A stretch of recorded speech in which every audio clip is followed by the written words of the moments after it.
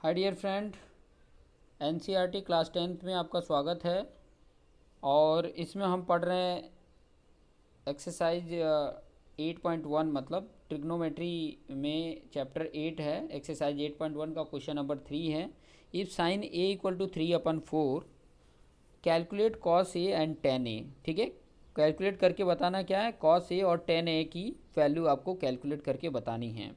तो सबसे पहले यहाँ पे क्या करेंगे, हम सोल्यूशन करेंगे। तो सोल्यूशन में ध्यान देंगे यहाँ पे। ठीक है, सोल्यूशन जब मैं कर रहा हूँ तो सबसे पहले जो दिया हो उससे लेकर हम फाइंड आउट कर लेते हैं। क्या दिया हुआ है, साइन ए। ठीक है, साइन ए की वैल्यू दिया हुआ है, कितना दिया है, 3/4। और साइन ए इक्वल टू, अगर ए की बात करें तो सबसे पहले मैं यहाँ पे फिगर एक बना देता हूँ। और ए जो होता है ना, या तो आप यहाँ एंगल बना सकते हो या तो यहाँ एंगल बना सकते हो। यहाँ 90 डिग्री पे ये ए जो रेशियो है, ठीक है, एंगल बनाया हुआ साइन ए लिया है, वो ये 90 डिग्री पे नहीं रख सकते हैं। तो ए या मैं यहाँ रख देता हूँ, बाकी आप बी और सी कहीं पे भी रख दो। ये बी रख दिया, ये सी रख दिया, कोई फ़र्क नहीं पड़ता है। तो यहाँ पर साइन ए इक्वल टू क्या होगा, देखो अगर एंगल मैं ये एंगल लेता हूँ, ये एंगल को मैं अगर कंसीडर कर रहा हूँ ए वाले एंगल को, तो उसके अकॉर्डिंग ये बी सी अपोजिट होगा और ए बी हाइपोटेनियस होगा और सी ए एडजेसेंट होगा। ठीक है, तो साइन ए इक्वल टू क्या होता है, अपोजिट अपन हाइपोटेनियस। अपोजिट यहाँ पर क्या है, बी सी है, और हाइपोटेनियस क्या है, ए बी है। ठीक है, और इसकी वैल्यू इक्वल टू क्या है, 4 है। ठीक है, इक्वल टू के रेशियो अगर ले लेते हैं हम, सबके आगे अगर के रेशियो लेकर चलते हैं, तो के रेशियो अगर लेते हैं तो बी सी इक्वल टू क्या आ जाएगा, 3K, and A B equal to क्या आ जाएगा, 4K। तो यहाँ पे वैल्यू मैं पुट कर सकता हूँ ना, बी सी इक्वल टू, यहाँ पर अगर वैल्यू की बात करूँ तो बी सी की जगह पे 3K लिख सकता हूँ। ये बी सी है तो यहाँ पर मैं 3K लिख दिया, और जो आपका ए बी है ये आपके 4K।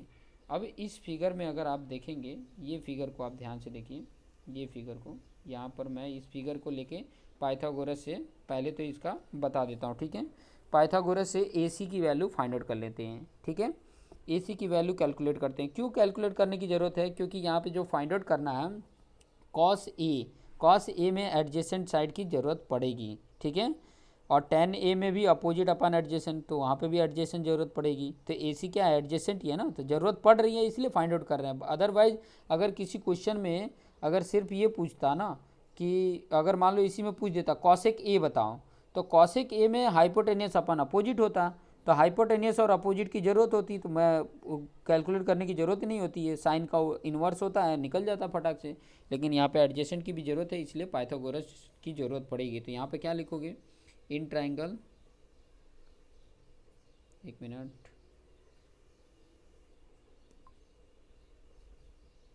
In triangle A B C by using Pythagoras theorem. ठीक है, पाइथागोरस थियरम को हम यूज कर रहे हैं। तो पाइथागोरस में क्या होता है, हाइपोटेनियस का स्क्वायर, मतलब हाइपोटेनियस यहाँ पे ए बी है, ए बी स्क्वायर, उसके बाद से ए सी स्क्वायर, दोनों साइड का स्क्वायर का सम हो जाता है, और बी सी स्क्वायर। जो वैल्यू है ए बी दिया है तो यहाँ पे 4K का स्क्वायर कर लेंगे। ए सी की वैल्यू नहीं दिया, उसको ऐसे ही रहने दो। बी सी की वैल्यू दिया है 3K का स्क्वायर कर लो।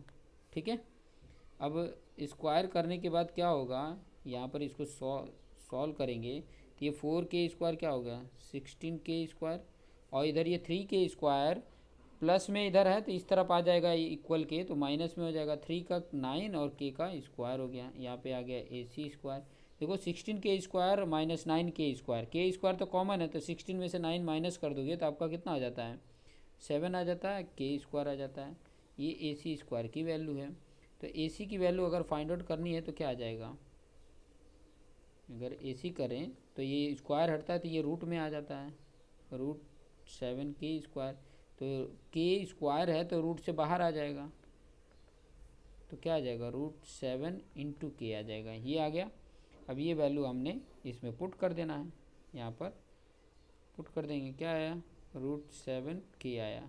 ठीक है, अब ये मुझे वैल्यू मिल गई, ये वैल्यू मुझे मिल गई। ठीक है, अब ये वैल्यू मिल गई तो फिर बाद में मुझे क्या चाहिए, क्वेश्चन में देखो कॉस ए और टेन ए चाहिए, कॉस ए और टेन ए चाहिए। तो मैं यहाँ पे कॉस ए पहले तो लिख लेता हूँ, क्या चाहिए, कॉस ए चाहिए। तो कॉस ए इक्वल टू क्या होता है, एडजेसेंट अपॉन हाइपोटेनियस। तो एडजेसेंट यहाँ पे देखो क्या है, एडजेसेंट अगर देखोगे तो यहाँ पे क्या है, ए सी है, अपन हाइपोटेनियस क्या है, ए बी, और ए सी की वैल्यू कितनी है, √7 k अपॉन 4 k, के कैंसल, तो वैल्यू क्या आ गई, √7/4 आ गया।